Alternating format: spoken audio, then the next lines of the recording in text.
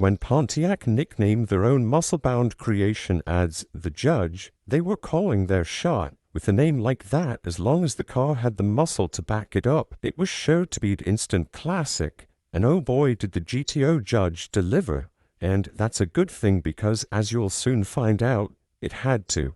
The GTO itself essentially created the muscle car scene back in 1964, but what was once a non-existent market had become one rife with competition. The horsepower arms race was on. Every manufacturer now had their own extensive lineup of muscle cars and pony cars to cater to the insatiable appetite of us speed freaks. With more options on the table, the GTO was met with more sales resistance towards the late 1960s. Pontiac was feeling the pressure, and they knew to keep GTO sales competitive, they had to get creative with their models and branding in a way that would stick with younger consumers. This new GTO model had to be something special. Models like the Plymouth Roadrunner were already trying to leverage this fun branding concept to help stand out in a crowded market. But instead of going the cartoon character route, Pontiac would look to another pop culture avenue to base their naming on. Rowan and Martin's Laugh-In TV program had a skit where they would utter the line, "Here comes the judge, though she has been, here comes the judge, here comes the judge, here comes the judge." That line specifically became a heavy source of inspiration for two of the brightest minds at Pontiac, John DeLorean and Jim Wangers. Naming this new GTO option package the Judge helped appeal to younger buyers more, and it would give us some of the greatest marketing literature of all time. Period adverts which came out at the tail end of 1968 ran headlines like "The Judge can be bought," "All rise for the Judge," and others. The ads for the Judge were as clever as they were effective at drumming up sales for the car's planned 1969 launch. But how was the car's real-world performance? Well, let's just say that the Judge would rule with a cast-iron fist, one that was 400 cubic inches of displacement and was available in two distinct flavors. The standard engine option on the Judge GTO was the Pontiac Ram Air 3 version of their 400 cubic inch V8.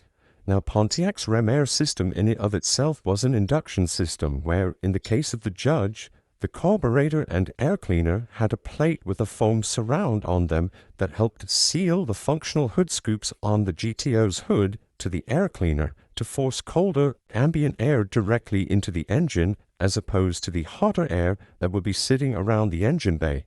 There was also a cable mechanism that actuated doors on the system to be able to pull in air from under the hood as well. This wasn't the first Ram Air car that Pontiac built, but they did represent one of the most potent versions yet. The Ram Air 3 utilized the same core iron block 400 HO as other high-performance Pontiacs did. This motor was itself a bored-out version of the Pontiac 389 with a 4.12-inch bore and a 3.75-inch stroke. The Judge cars came equipped with a 10 3/4-to-1 compression ratio, a performance-oriented hydraulic cam that was either in the flavor of the 744 cam or the 068 cam, depending on production dates, flat-top pistons, a dual-plane manifold, D-port heads with 2.11-inch intake valves and 1.77-inch exhaust valves, and of course a 4-barrel quadrajet carburetor. With the added push from the induction system, these engines peaked at 366 horsepower at 5,100 RPM and 445 foot-pounds of torque at 3,600 RPM. There was no denying that the standard Judge motor was as potent as anything else with the same cubes was. But there was another engine option available for the Judge for those that wanted the pinnacle, the Ram Air 4. While on paper the Ram Air 4 only made 4 horsepower more than the Ram Air 3 car, 370 in total, in the real world it was a completely different beast altogether, and it was more suitable for track use than daily driver duty. It was still a 400 cubic inch Pontiac V8, but now the Ram Air 4 used a 4-bolt main block instead of a 2-bolt for extra strength. It also had a beefier crank, a better intake manifold, better flowing heads, new lifters, new rocker arms, and a much hotter camshaft, which was referred to as the 041 cam. With all of those changes, it's pretty obvious to anyone with a brain that these cars made more than 4 horsepower over the standard ones. Actual power output was more near the 450 horsepower range, which put it up there with some of the baddest motors of the period from all makes. With your Judge, you could row your own gears through a standard 3-speed 4-shifter manual or 2 Muncie 4-speeds. The M20, which was the wide ratio 4-speed box, was available on cars with lower rear gears, while the M21, which was the close ratio 4-speed box, was outfitted to cars with higher rear gears. The ratios available on the Judge would be a 323, a 355, a 390, and a 433 for that rear gear. There was also an automatic 3-speed transmission available on the Judge, but we all know which version we would rather have. The Ram Air 3 cars could do low to mid 14-second quarter-mile times regularly, and the Ram Air 4 Judges, well, they could hit into the 13s if driven right. Not bad for a car that was over 3,500 pounds. Stopping power, though, that was a different story because all the Judges came standard with 4-wheel drums, and you'd have to option for front disc brakes if you wanted better braking performance. Suspension-wise, the Judge was basically your standard performance GM A-body affair with an upgraded set of springs, shocks, and control arms. A 10-bolt live axle rear was prominently fitted out back. The interior of the Judge cars were also nothing special compared to your regular GTOs, but the exterior, well, that was where you were able to let everyone know what you had with your Judge, starting with the Judge decals on the front fenders as well as the colored side stripes. You could also get your hood-mounted 8,000 RPM tack on the driver's side to give the front end a little bit of extra pizzazz to match the rear 60-inch wide spoiler that was fitted to the deck lid. 14 by 6-inch rally wheels were the standard wheel options on the car. There were a few different color options available for the 1969 Judge GTOs, but none are as iconic as Carousel Red, which, to be honest, looks like an orange to everyone else.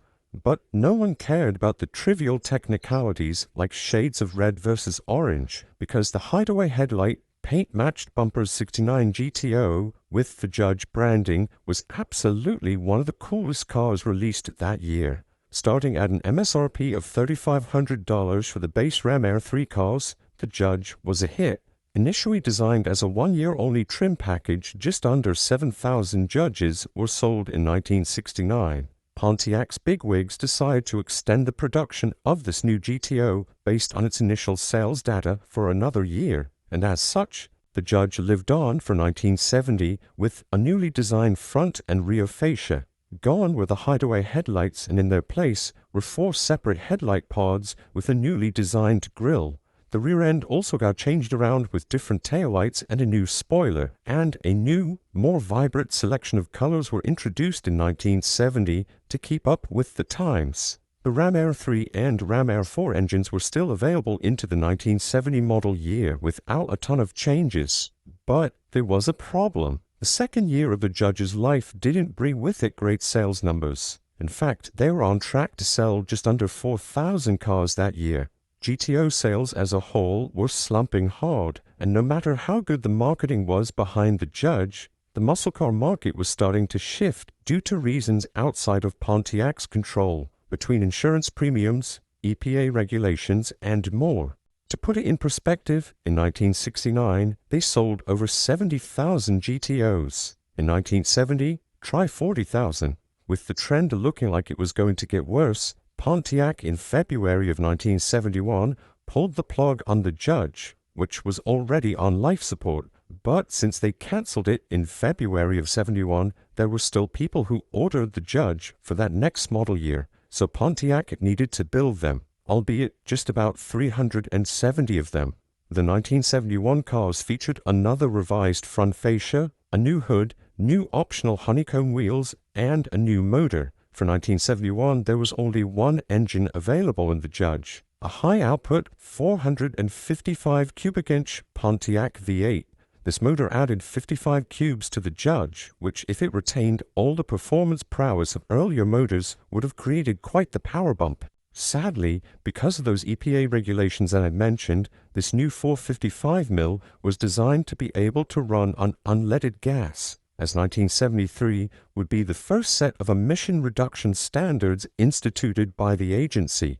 As a result, the compression ratio was knocked down to just 8.4 to 1 on the 455. Peak power came in at 335 horsepower, while torque was still an earth-moving 480 foot-pounds. Even with that motor not having the full beans to say, for 1971, this was still a very serious performance car that arguably had more low-end shove now than the other Ram Air 3 cars, thanks to the extra displacement.